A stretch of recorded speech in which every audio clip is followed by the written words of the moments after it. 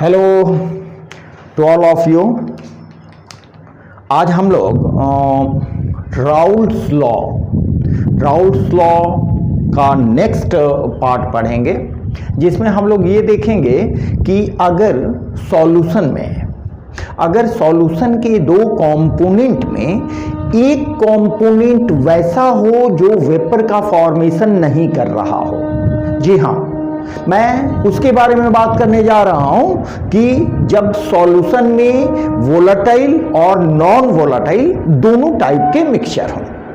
ठीक है, एक कंपोनेंट वोलेटाइल हो और दूसरा कंपोनेंट नॉन वोलेटाइल, माने एक वेपर फॉर्म करता हो और दूसरा वेपर फॉर्म नहीं करता हो। इन दोनों तरह के कंपोनेंट को हम मिलाते हैं। मिलाने से जो सॉल्यूशन बनता है उसके केस में राउल्ट्स लॉ का क्या स्थिति होगा। ठीक है, आपको जैसा कि मालूम होगा कि पिछले लेक्चर में हम लोगों ने पढ़ा कि हमारे पास दो कंपोनेंट्स थे और दोनों कंपोनेंट वोलेटाइल थे। वैसी स्थिति में जो वेपर प्रेशर का वैल्यू था, वेपर प्रेशर का वैल्यू दोनों कंपोनेंट के वेपर प्रेशर को ऐड करने से मिलता था हमें।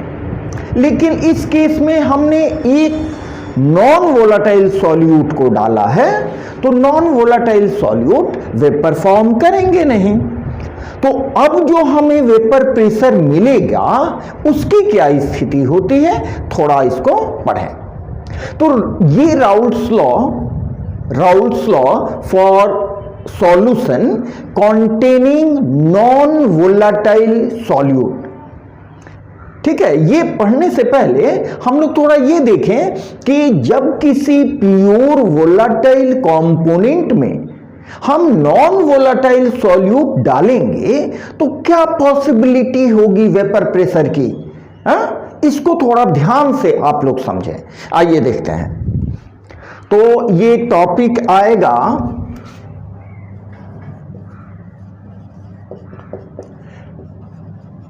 Raoult's law for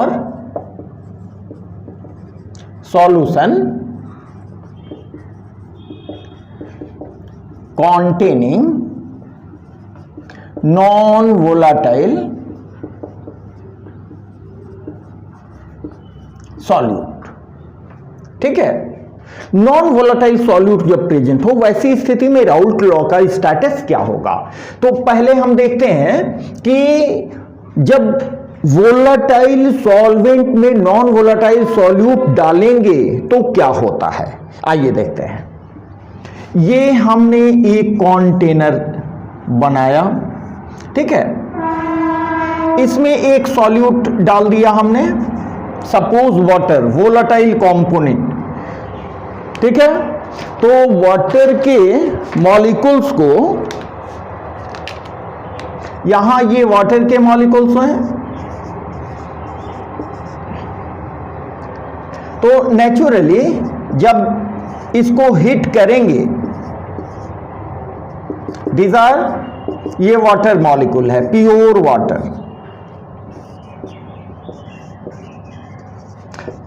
वाटर जिसको हमने कंपोनेंट 1 कहा या कंपोनेंट ए कहा। ठीक है, तो नेचुरली इसको जब हिट करेंगे तो इसके मॉलिक्यूल वेपोराइज होंगे तो वेपोराइज होके इसके ऊपर वाले एरिया में जाएंगे। Suppose these are vapour molecules of water. मान लिया कि ये हैं वेपर मॉलिक्यूल्स, वाटर के वेपर मॉलिक्यूल्स हैं। तो इसमें पूरा का पूरा वाटर वेपर वोलेटाइल नेचर का है, तो number of vapours more and more होंगे। These are vapour molecules.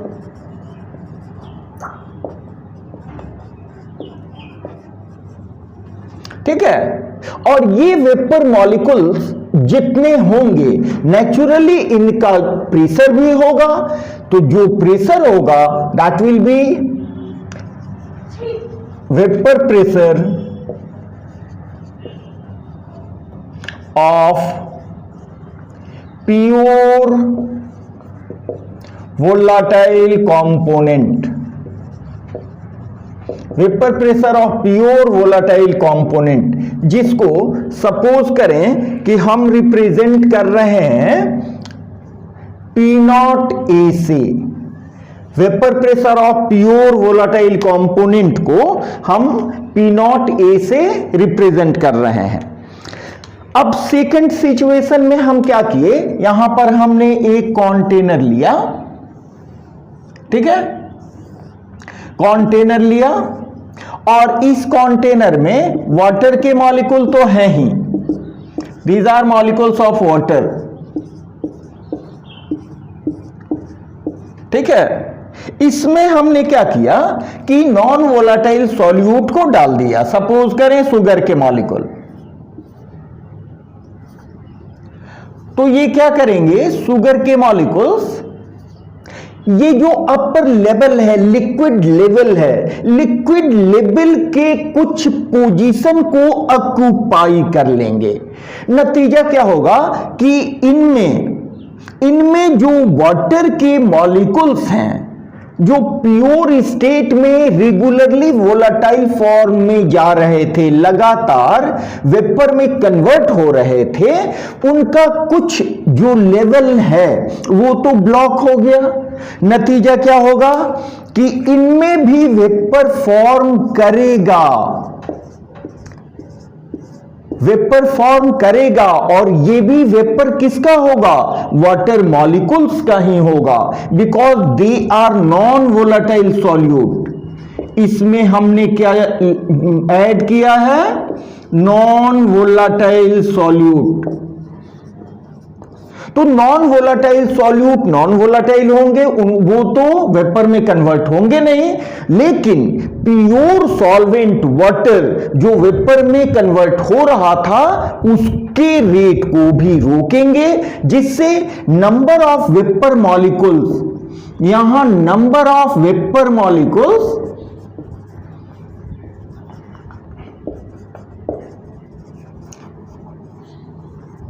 Of water क्या होगा, डिक्रीजेस, कम हो जाएगा। तो वेपर मॉलिक्यूल कम हो जाएगा, तो ये क्या होगा, vapour pressure of solution containing non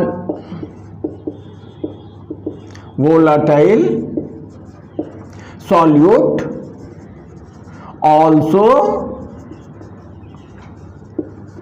decreases, ठीक है। यही कारण है कि जब वोलाटाइल सॉल्वेंट में आप नॉन वोलाटाइल सॉल्यूट डालते हो तो उस तरह के सॉल्यूशन का वेपर प्रेशर हमेशा कम होता है उसके प्योर वोलाटाइल कंपोनेंट से। इसको हमने पी नॉट ए माना है, और सॉल्यूशन के वेपर प्रेशर को सपोज करें हम पी ए मान रहे हैं। ध्यान दीजिए, ध्यान से समझिए यहां पर। लेकिन ये सॉल्यूशन का जो वेपर प्रेशर है वास्तव में किसके कारण है, ड्यू टू वाटर मॉलिक्यूल्स। ये जो ब्लैक से दिखाए हैं ये हुआ वोलाटाइल कंपोनेंट किसके, वाटर मॉलिक्यूल्स के, वाटर मॉलिक्यूल्स के वोलाटाइल कंपोनेंट है। इसी के कारण सॉल्यूशन का वेपर प्रेशर है। बात आ रही है समझ में। अब ये देखें, यहां पर हम केवल वाटर के वेपर प्रेशर की बात करें, यहां vapour pressure of water in the solution, solution के स्टेट में जो वेपर प्रेशर है वाटर मॉलिक्यूल का, उसको हम मान लें P, ठीक है, या फिर इसको P मान लें, इसको मान लें PA, ठीक है। तो बात बिल्कुल स्पष्ट है कि this P will be equal to PA. That means P will be equal to PA. जितना सॉल्यूशन का प्रेशर होगा वही प्रेशर, वही वेपर प्रेशर इस सॉल्यूशन में प्रेजेंट वाटर मॉलिक्यूल्स का होगा, क्योंकि इस सॉल्यूशन का जो वेपर प्रेशर है केवल वाटर मॉलिक्यूल के कारण ही होता है। ठीक है, और यहां पर देखें अगर इन दोनों को कंपेयर करें, ठीक है, तो यहां पर देखें नंबर ऑफ वेपर मॉलिक्यूल्स बहुत अधिक है एज कंपेयर टू दिस। तो वेपर मॉलिक्यूल्स अधिक हैं तो वेपर प्रेशर भी अधिक होगा, इसलिए हम लिख सकते हैं यहां पर कि P not a will always be greater than PA और P not a is always greater than P। ठीक है, सॉल्वेंट का वोलेटाइल कंपोनेंट का वेपर प्रेशर हमेशा उस सॉल्यूशन से अधिक होता है जिसमें नॉन वोलेटाइल कंपोनेंट डिसॉल्व हो। ठीक है, इसी बेस पर हम आगे बढ़ेंगे राउल्ट्स लॉ के स्टेटमेंट के बारे में। ठीक है, आइए उसको देखते हैं।